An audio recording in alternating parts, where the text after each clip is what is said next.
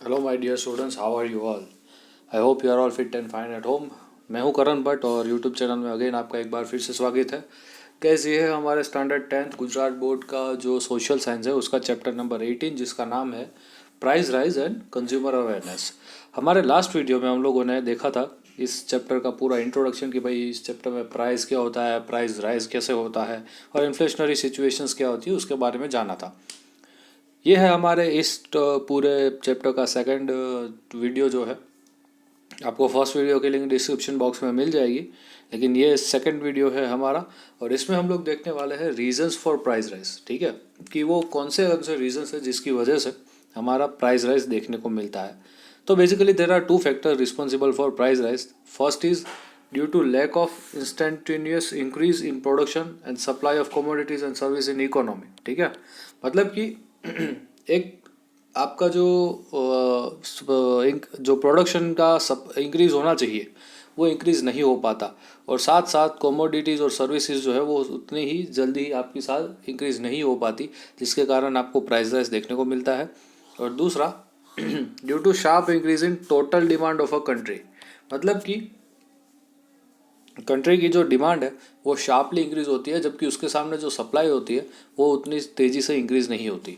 और जहाँ पे डिमांड ज़्यादा होगी और सप्लाई कम होगी वहाँ पे प्राइस जो है वो ऑटोमेटिकली हाई रहने वाली है। ठीक है, अब इसके कुछ रीजंस हैं हम लोग देखने वाले हैं उसमें। पर्टिकुलरली गाइज अगर बात करें जाए तो इस वीडियो में हम लोग सिर्फ फर्स्ट रीजंस की बात करेंगे, that is increase in monetary supply, क्योंकि अपने आप में ये एक बहुत बड़ा टॉपिक है। ठीक है, सबसे पहले गवर्नमेंट जो है वो तीन वेज में अपना डेफिसिट को रिप्लेस, अपना जो इकोनॉमी है उसमें मनी सप्लाई बढ़ा सकती है। सबसे पहला by filling deficit replacement, that is by generating new money. मतलब कि गवर्नमेंट क्या करेगी, आरबीआई को गोल्ड देगी और आरबीआई को बोलेगी कि भाई मैंने आपको जितना गोल्ड दिया उतना ही अमाउंट के मुझे पैसे छापने हैं, तो आरबीआई पैसे छाप देगी। ठीक है, तो एक इससे वजह से आपका मॉनेटरी सप्लाई इंक्रीज हो सकता है। दूसरा, increase in circulation of money, that is increase in transaction of money in market. मतलब आपका जो पूरा मार्केट है, इकोनॉमी है, उसमें जो मनी का जो सप्लाई है उसका जो सर्कुलेशन है उसे बढ़ावा देना, उसे प्रमोट करना, इसके कारण भी मनी सप्लाई इंक्रीज होता है मार्केट पे। और तीसरा है to decrease rate of interest on debt. ये पर्टिकुलरली आरबीआई के द्वारा होता है अपनी मॉनेटरी पॉलिसी के दौरान। ठीक है, अब समझते हैं कि ये पूरा कैसे काम करता है।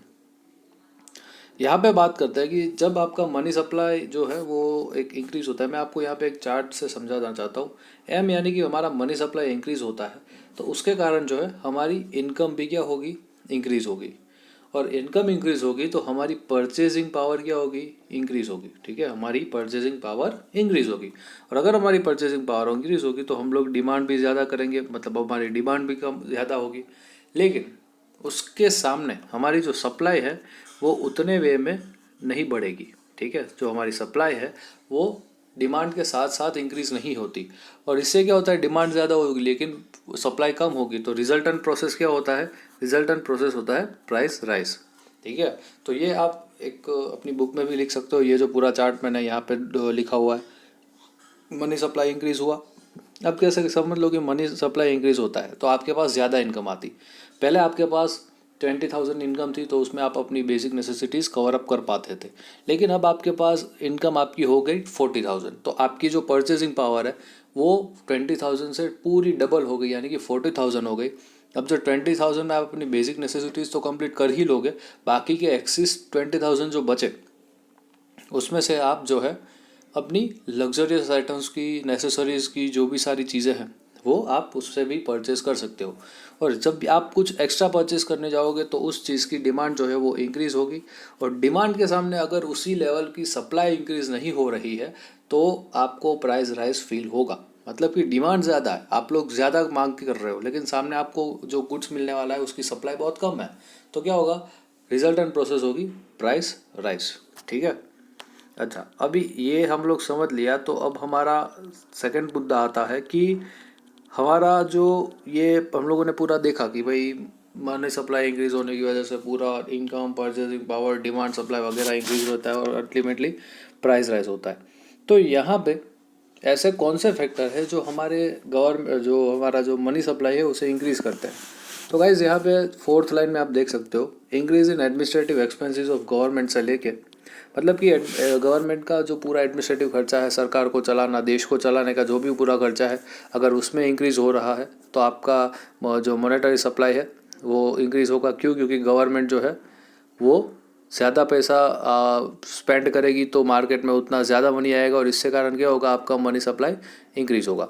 सेकंड पॉइंट है इंक्रीज इन अनप्लान्ड एक्सपेंडिचर, मतलब कि आपका जो भी अनप्लान्ड एक्सपेंडिचर हो रहा है, लाइक से फॉर एग्जांपल ये भी 2020 में कोरोना आ गया, तो उसके कारण जो भी 2020 का हम लोगों का पिछले साल का जो बजट था गवर्नमेंट का, वो पूरा का पूरा हिल डुल गया होगा।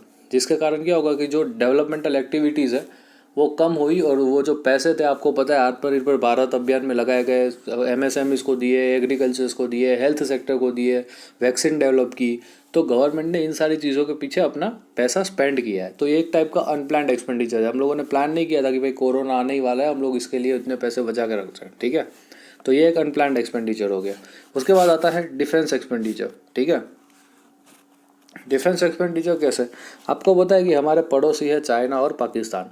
अब ये दोनों की तरफ से हमें कांस्टेंट इन्फिल्ट्रेशन देखने को मिलता है और हमें हमारी बॉर्डर सुरक्षित रखने के लिए हमारे पास मॉडर्न आर्म्स और एम्यूनेशंस होने चाहिए। और ये कैसे आएंगे, जब हम लोग डिफेंस सेक्टर के लिए ज़्यादा से ज़्यादा बजट में पैसा आवंटन करेंगे, मतलब पैसा अलोटेट करेंगे। तो हम लोग रशिया से S-400 मिसाइल ले रहे हैं, फ्रांस से राफेल ले रहे हैं, USA से हम लोग बहुत सारी एयरप्लेन्स ले रहे हैं, बहुत सारी हेलीकॉप्टर्स ले रहे हैं, अपाचे लिया हम लोगों ने वहाँ से।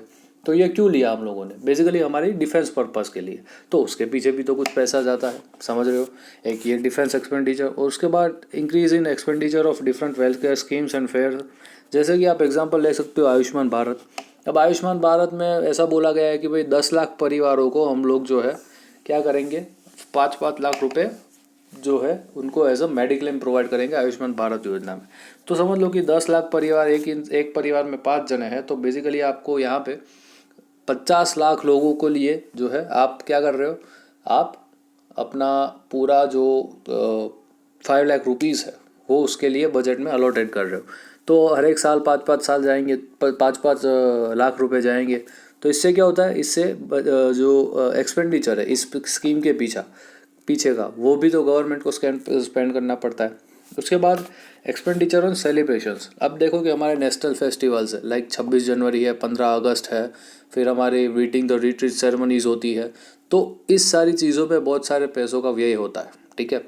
सारे हेलीकॉप्टर्स को चलाना, सारे लोगों को बुलाना, राजपथ पे बिठाना वगैरह वगैरह का सब कुछ जो खर्चा होता है, वो सारा का सारा एक्सपेंडिचर और सेलिब्रेशन हम लोग ऐसा कंसिडर करते हैं।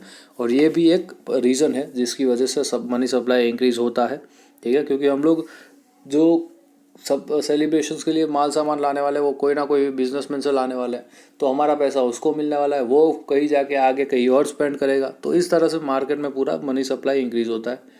उसके बाद आता है पब्लिक और private expenditure leads to sudden increase in supply of money, ठीक है।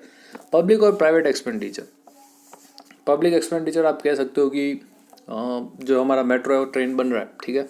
तो मेट्रो ट्रेन बनने के लिए एक किसी कंपनी को प्रोजेक्ट दिया होगा, वो बन जाएगा तो गवर्नमेंट उसे पैसे दे देगी, तो वो इंसान कहीं आगे जाके स्पेंड करेगा। तो उस तरह से एक इस तरह से आपकी जो है वो इंक्रीज़ होती है। दूसरा, मेट्रो बनी तो उस मेट्रो के बाद उसका इस्तेमाल होगा, लोग उसमें पैसा देंगे कि भाई टिकट के पैसे होंगे, फिर कुछ स्पेशल सीट्स वगैरह बुक करनी है तो उसके पैसे होंगे, ऑनलाइन रजिस्ट्रेशन के पैसे होंगे। तो ये सारा पैसा किसके पास जाएगा, ये भी तो गवर्नमेंट के पास जाता है ना। तो इस तरह से भी आप अपना जो पब्लिक प्राइवेट एक्सपेंडिचर है उससे मनी सप्लाई इंक्रीज़ होती है। और ये सारे रीजंस है कि जिसके कारण मनी सप्लाई इंक्रीज़ होती है। और हमने देखा था कि मनी सप्लाई इंक्रीज़ होगा तो उसके बाद सडनली आपकी इनकम इंक्रीज़ होगी, और इनकम के बाद आपकी जो है परचेजिंग पावर इंक्रीज़ होगी, और अल्टीमेटली हमने देखा था डिमांड होगा, फिर सप्लाई होगा, और at the end price rise आपको देखने को मिलेगा, ठीक है। अब ये हो गया सबसे पहला मुद्दा। सेकंड पॉइंट है बैंक, ठीक है।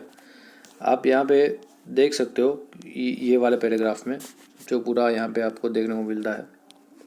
यहाँ पे क्या होता है कि बैंक जो है वो अपने रेट ऑफ इंटरेस्ट क्या करती है, रिड्यूस करती है, और उसके कारण उसके जो रेट ऑफ इंटरेस्ट रिड्यूस होगा तो उन लोगों के पास क्या होगा, अब बैंक को ना पर्टिकुलर अमाउंट रखनी पड़ती है आरबीआई के पास। अब समझ लो कि आरबीआई ने वो रेट कम कर दिया, तो मतलब कि समझ लो पहले 6% था, अब 4% कर दिया, मतलब बैंक को 4% रुपये अपने आरबीआई के पास रखने होंगे। पहले 6% लगती थी लेकिन अब 4%, तो उसे 2% का जो उसका कैश था वो अब बैंक के पास रिजर्व रहेगा।